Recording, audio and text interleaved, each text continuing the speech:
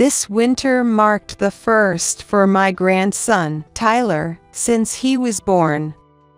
The weather forecast reported a record-breaking cold snap for the day. I wonder if they're okay. The first thing that came to mind was my DIL, Emma, and newborn Tyler. I hope they both haven't fallen ill from the cold. I was worried and sent Emma a message on my smartphone that night. Are you and your baby catching a cold? However, when I sent her a message twice and thrice, she doesn't reply or even read it. She's a serious person, so I hope she's not pushing herself too hard. After waiting another hour, I tried calling just in case, but the result was the same. This isn't like her at all. Without a second thought, I threw on a thick jacket and rushed out of my house, driving to the apartment complex where my son's family lived. No response when I rang the doorbell, and imagining Emma collapsed inside, I immediately called the building manager to unlock the door. Inside, it was dark, with only the faint glow of the streetlights seeping in. I groped along the wall, relying on memory to find the light switch. But no matter how many times I flipped it on and off, the lights wouldn't respond. What's going on here? My mind was about to explode with anxiety and frustration. I reluctantly used my smartphone's light to step inside. Emma, are you here? Maybe they were just out. Just as I was about to turn back, I thought I heard the faint cry of a baby from the bedroom. Emma, are you there? I immediately headed to the bedroom. Emma. There was Emma, shivering with cold, but desperately wrapping Tyler in a sheet to protect him. Are you okay? What's wrong with you? Shining the light, I was shocked to see Emma's pride and joy. Her long black hair was now chopped short, almost to a buzz cut. This is terrible.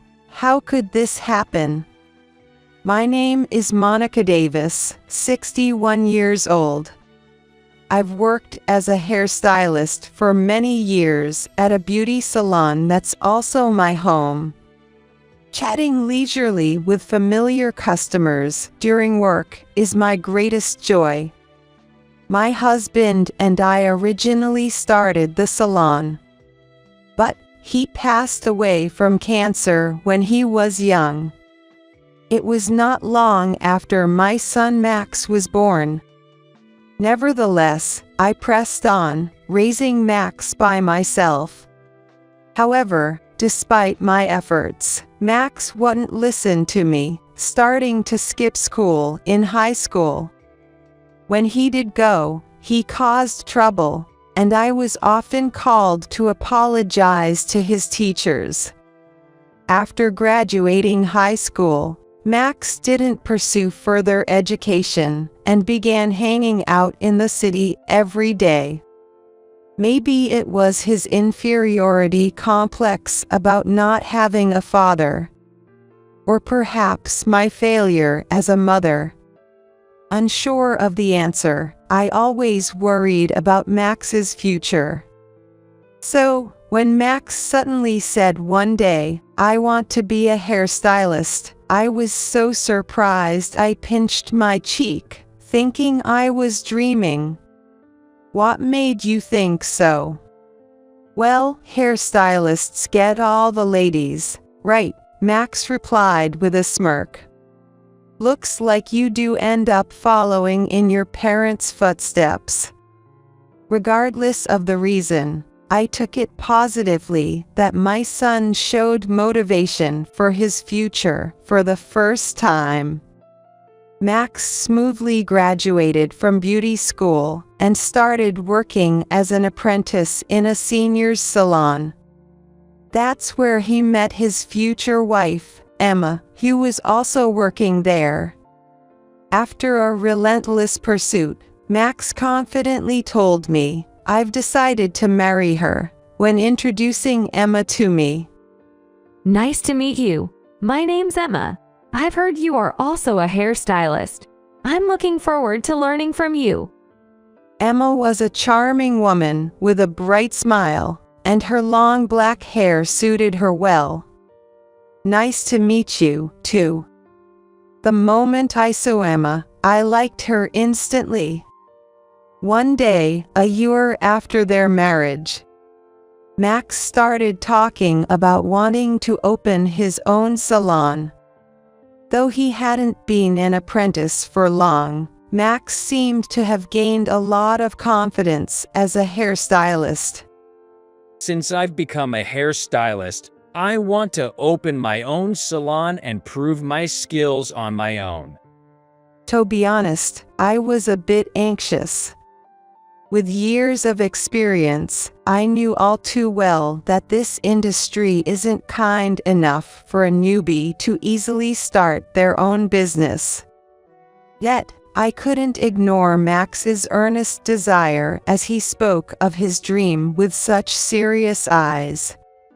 "How much do you have for startup funds?" When I asked, Max gave me the deposit amount with a sigh and a slightly troubled expression.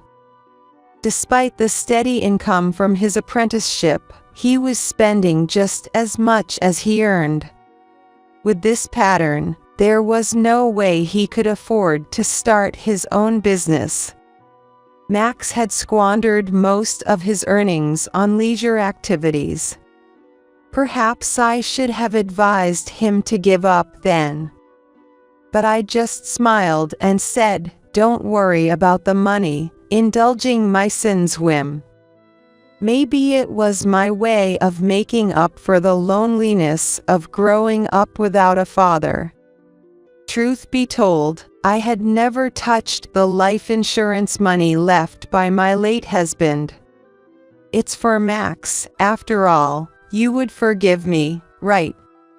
Gazing at the portrait of my late husband, I spoke to him in my heart. A regular customer of mine, who was knowledgeable in real estate, gave me advice. "That place would be perfect." It was a barber shop until half a year ago, but the owner had retired due to old age. The location wasn't bad, and she strongly recommended it for Max's new venture. When it came time for renovations, other regulars said, "Use my husband, he just lazes around at home on his days off, and my son's studying architecture in college and is home for the summer break. He can help out as part of his studies." Thanks to everyone's help, the renovation went smoothly, and we successfully got the approval of the beauty salon, and the opening of the shop was quick. I never thought I could start my own business so quickly. Remember to be grateful to everyone. You couldn't have done it alone. I know, Mom. I'm grateful to you. Then I gave Max a rest of my husband's inheritance. The purchase and renovation costs ended up being much cheaper than expected, so there was more than half of the inheritance left. This is a gift from your dad to you. Use it wisely for the business expenses and don't waste it. Yay, I know. I'm not a kid anymore. Max replied with a forced laugh. Don't worry, Monica. I'll keep a close eye on Max to make sure he doesn't spend it on anything strange, Emma said with a cheerful smile, making me laugh involuntarily. With Emma, a reliable person, helping out, I didn't need to worry about Max anymore. I optimistically decided to watch over their business from a distance. However, I soon realized my optimism was misplaced. Emma would sometimes visit my salon after work to update me, and each time, her expression grew darker. 3 months after Max's salon opened. Max is not putting his heart into his work, and it's becoming a problem. What, Max? Why? He was all excited at the beginning. With my skills, the salon will surely thrive, he said enthusiastically. But after a month, his smile vanished, and he started treating customers coldly. As this continued for 3 months, the salon's reputation worsened through word of mouth, and eventually, customers stopped coming. Hearing Emma's report, I was in disbelief. Max had expressed a desire to own his own shop. Despite his eagerness before the opening, what could have possibly happened in such a short period? It seems Max thought that being skilled as a hairstylist was enough and underestimated the importance of customer service. But running a shop is not that simple.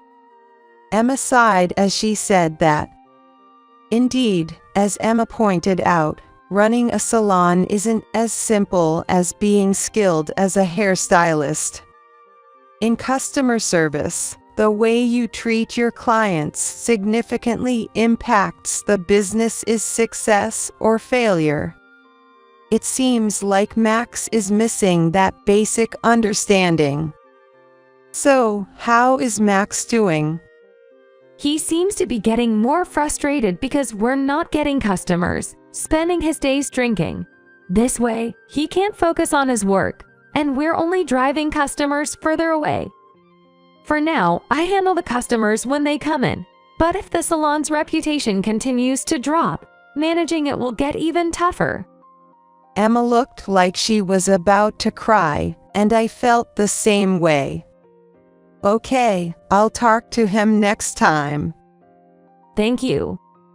Emma deeply bowed her head, then brushed back her long black hair. Emma, your hair always mesmerizes me. I changed the subject to lighten the somber mood. I have kept my long hair since I was in middle school, Emma said proudly. Since then, is there a special reason? Do you know about hair donation? Emma looked at me earnestly. Hair donation. I remember hearing about it at a hairstylist meeting, but I don't know much about it. Emma's eyes lit up as she answered. It's about making wigs with real hair for children who've lost theirs due to congenital conditions, illness, or accidents. I aim to grow my hair and donate to organizations involved in this activity. Isn't it wonderful to be able to help someone? I once read a magazine feature about an actress who was growing her hair for hair donation, thinking maybe I could do that too. Wow, Emma, you're so young and yet so admirable. I was overwhelmed by Emma's passion, which also deeply moved me. 6 months after marrying Max, Emma got pregnant. She has always been earnest, and she tends to overdo things if I'm not watching. Emma, this is the most crucial time. You mustn't overdo it. I repeatedly warned her, to the point of sounding like a broken record. Each time, Emma would lightly laugh and say, "Don't worry. I'll consult with the baby in my belly and make sure not to overexert myself." But to anyone looking, it didn't seem like she was resting at all. Ultimately, Emma kept working in the salon to support the household until she was nearly due, but Max's behavior had worsened more than ever before. What is he thinking? Every time I received an update from Emma, I felt my inadequacies as a mother. One day, after finishing work early, I went to check on my son and daughter-in-law's salon, just as Max was heading out. "Where are you going?" I am going out to drink. It's not like we're getting any customers today. Without any sign of panic, Max laughed off his situation as if it were a joke. The lack of customers had become the norm for Max, and he no longer showed any effort to improve the situation. "You're going to be a father soon." Even when I tried to admonish him, Max dismissively waved his hand as if shooing away a fly and hopped on his motorcycle. "We're not done talking. Try to put yourself in Emma's shoes for once." Yeah, I'll think about it if I feel like it. With that, Max laughed and sped off on his motorcycle, ignoring my words. Inside the salon, Emma was cleaning the floor. Today, we managed to get just one customer, Emma said with a cheerful smile, though she looked too worn for a pregnant woman. "Are you eating properly? Make sure you're getting enough nutrients." Don't worry, Monica. "I'm not saying it for you. I'm saying it for the baby you're carrying." My tone was harsher than usual, but I felt it was necessary to scold her. Emma seemed to understand my true intention and tearfully said, "Thank you." At times like this, how can the father not be there to support her? I wanted to scream at Max, who wasn't there, from the bottom of my heart.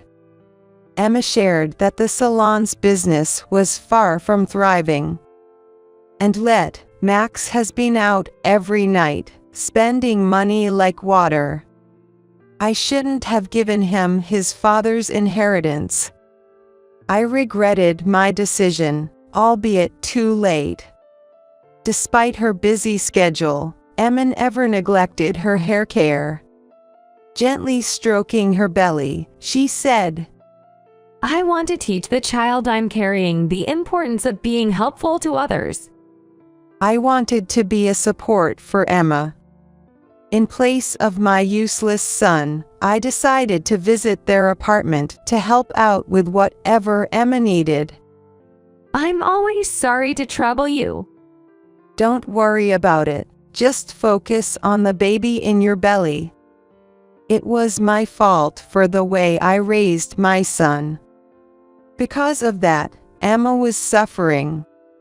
Perhaps this was my way of atoning, in my own small way. As summer ended, Emma went into labor earlier than expected, and was rushed to the hospital. Even then, Max was unreachable, leaving us wondering where he might be wandering off to. I kept sending messages to Max, but no reply came, not even a read receipt. What is he doing at a time like this? Emma's parents had both passed away, leaving me as the only one who could be by her side. Don't worry, Emma, I'm here for you. To Emma, who was facing childbirth with all her might, I offered words of encouragement time and time again. After a long and difficult labor, the vigorous cries of the baby finally reached my ears. It's your baby. Well done, Emma. Tears welled up in my eyes, but Max, who should have been there, never showed up once. Winter came, marking the first for my grandson Tyler since his birth. The weather forecast reported a record-breaking cold snap. No wonder it was too cold to get out of bed. I wonder if they're okay. The first thing that came to mind was Emma and newborn Tyler. I hope they both haven't fallen ill from the cold. Worried, I sent Emmy a message on my smartphone that night. Are you and your baby catching a cold? However, when I sent her a message twice and thrice, she doesn't reply or even read it. I grew concerned that Emma might be too ill to respond. She's always been so responsible. I hope she's not overdoing it. After waiting another hour, I tried calling just to be sure, but the result was the same. This isn't good.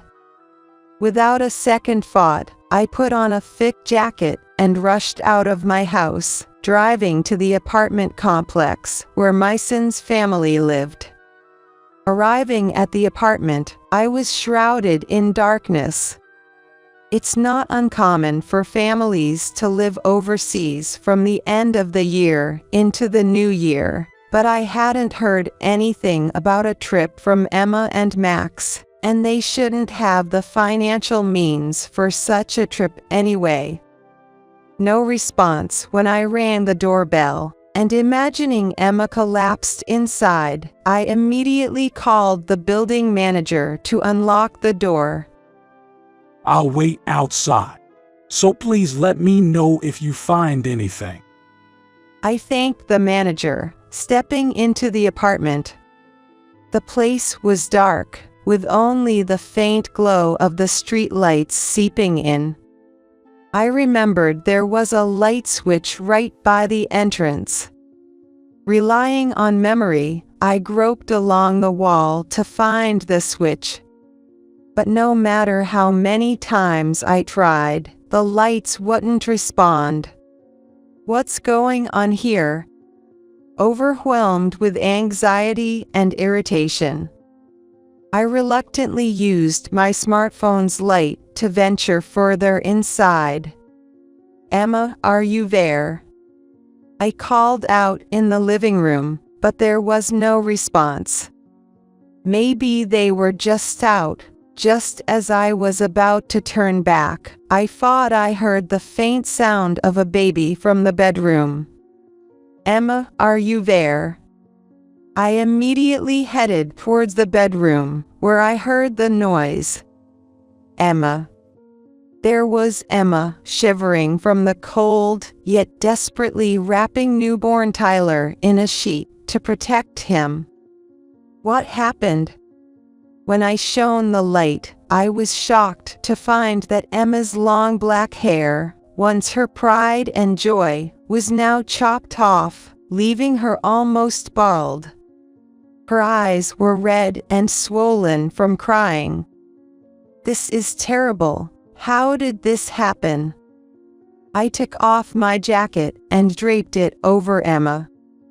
It's okay now. You don't have to force yourself to talk if it's difficult, but can you tell me what happened? Emma began to speak slowly. After Tyler was born, Max continued his daily escapades unchanged. Eventually, unable to pay the electricity bill, Em reached her limit and finally scolded Max. She wished he would show more awareness as a father. Emma had hoped for that, but her feelings never reached Max. In a rage, Max began to cut Emma's hair with a pair of practice hairdressing scissors he happened to find nearby. Emma initially tried to resist and said, "Stop." But, worried that any further resistance might accidentally harm Tyler, she stopped resisting. Max laughed and said, "Now you can't show your face in public." I was speechless at my son's cruel actions.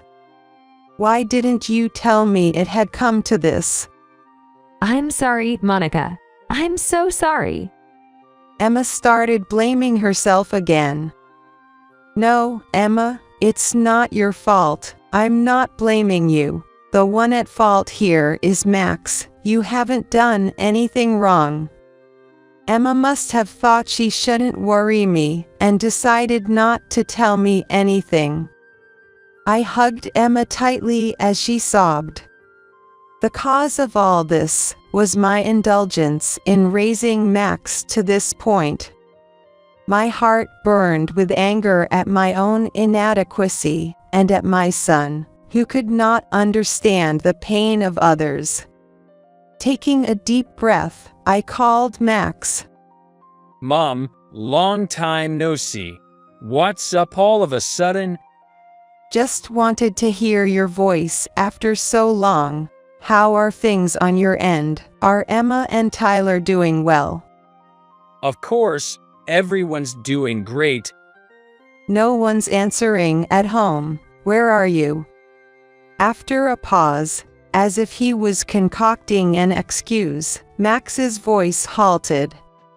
Actually, we're in Hawaii, the three of us. We'll be back next week. Oh, Hawaii, that sounds nice.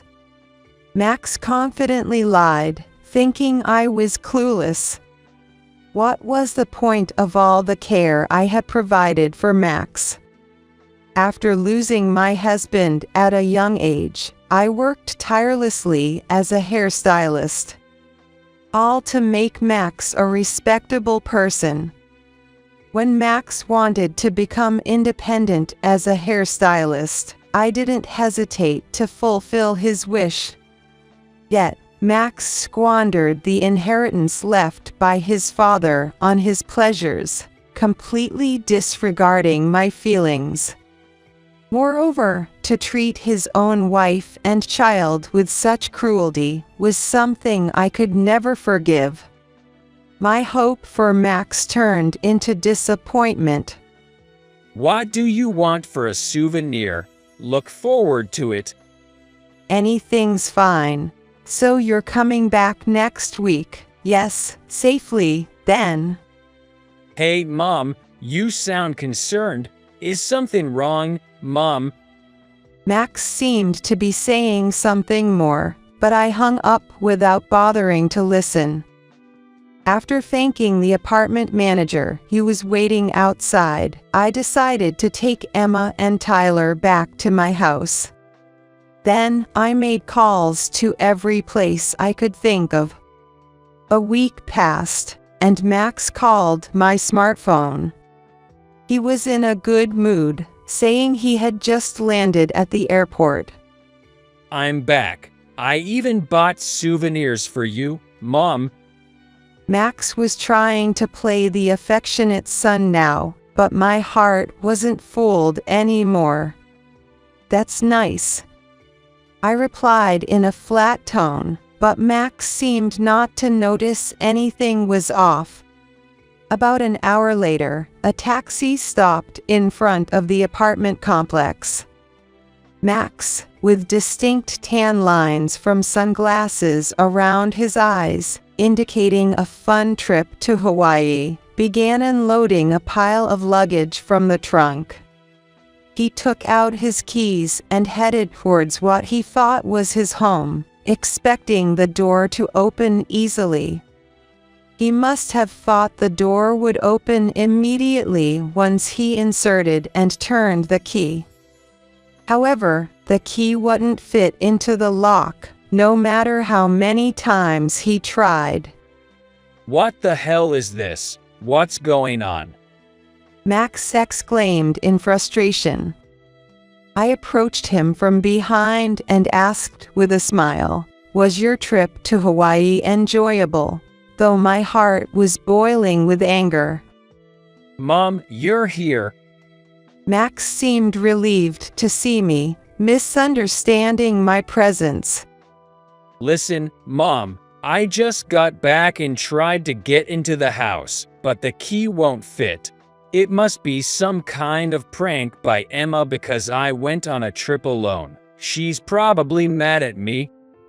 He wanted to play the victim, blaming everything on Emma. Leaving Emma, who just gave birth, and newborn Tyler behind. What were you doing? I've told you 100 times. I was with my family in Hawaii. Didn't you just say you went on the trip alone? I pointed out his contradiction, leaving Max speechless. How could you lie about going to Hawaii with your family? Emma was left without electricity, shivering in the cold, holding Tyler close to protect him. And to think you cut off Emma's long hair she cherished so much, Doesn't it hurt you as a human being? I admit that was wrong, but right now, I want to get inside. It's freezing here.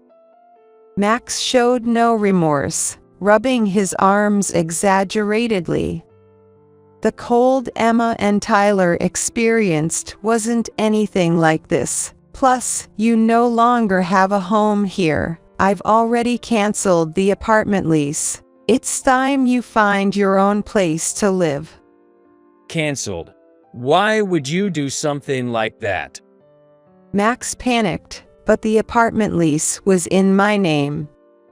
I decided to take Max to a nearby cafe to talk things over, as we couldn't keep standing outside.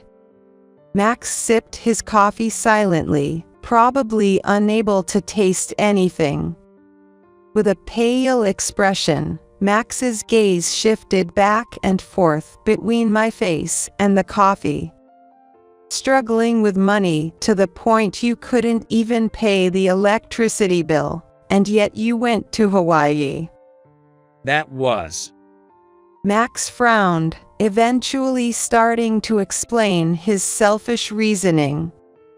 Right after opening his shop, Max wanted to impress his friends and female clients he picked up at the store, so he spent his late husband's inheritance on leisure activities. Max knew that such spending would quickly deplete even a large inheritance.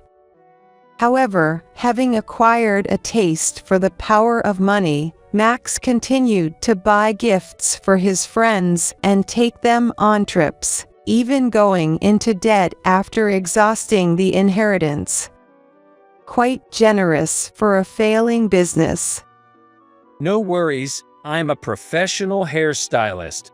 If I put in the effort, clients will come flooding in, and I'll be able to support my family. Max confidently replied, but where his confidence came from was a mystery to me.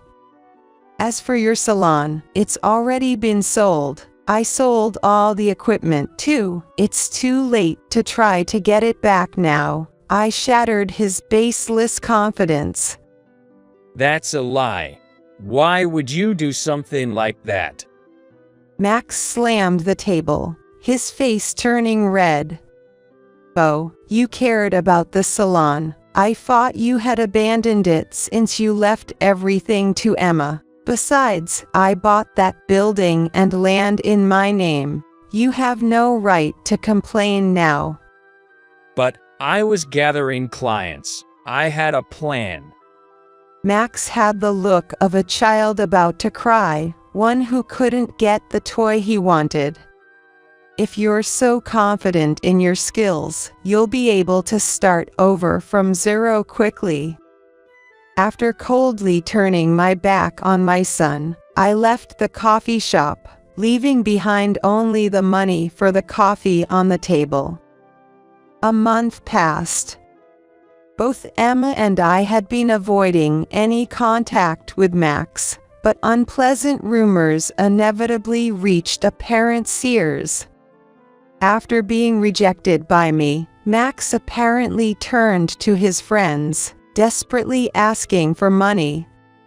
However, those who had gathered around Max were initially attracted by his wealth. Predictably, none of them were willing to help now that Max had lost his financial power. Furthermore, he got reported to the police for stalking the female clients he picked up in his salon. Although he got off with a stern warning from the police, Max, having realized his lack of genuine connections, completely vanished from our lives. By now, he's likely living alone, haunted by the harsh demands of creditors. All of this was the result of seeds Max had sown himself. My anger towards Max wasn't just about his reckless spending. Even more unforgivable was how he neglected Emma and Tyler, pushing them into a life of hardship. And then there was the fact that Max had selfishly chopped off the long hair that Emma had been growing and cherishing for years.